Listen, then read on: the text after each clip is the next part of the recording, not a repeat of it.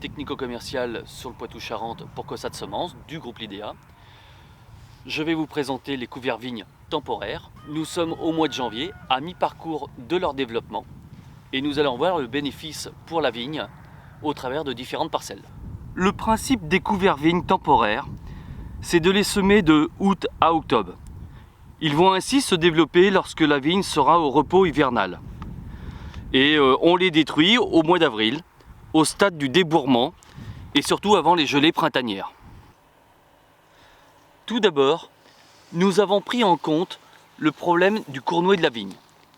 C'est-à-dire que toutes les espèces sélectionnées dans les mélanges de Caussade Semences vont faire régresser les populations de nématodes qui piquent les racines de la vigne et transmettent le virus du cournoyer.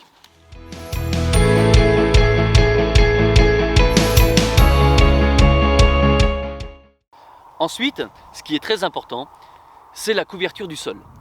Nous préconisons pour tous nos mélanges Caussade Semences des semis à 60 kg/ha. Cette densité va permettre de rentrer en compétition directe avec les adventices. Alors à l'automne avec le radis et l'avoine, et on verra par la suite la maîtrise des adventices de printemps.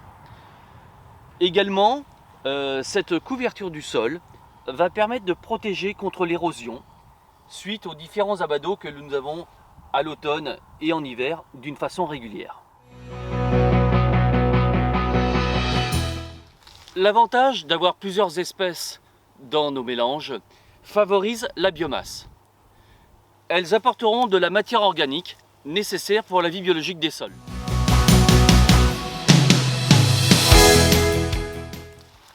Donc à la pousse automnale, nous voyons donc les crucifères avec le radis et dans certains mélanges la navette qui, associés avec l'avoine et ses racines fasciculées, aèrent, décompactent et favorisent les reprises du travail du sol. Le rôle de nos trois grandes familles d'espèces présentes dans nos mélanges sont complémentaires. Vous allez retrouver les céréales avec l'avoine rude, donc qui ont des racines fasciculées et qui vont structurer en surface. Elles ont une autre action, elles apportent la matière organique et également elles servent de couverture de sol.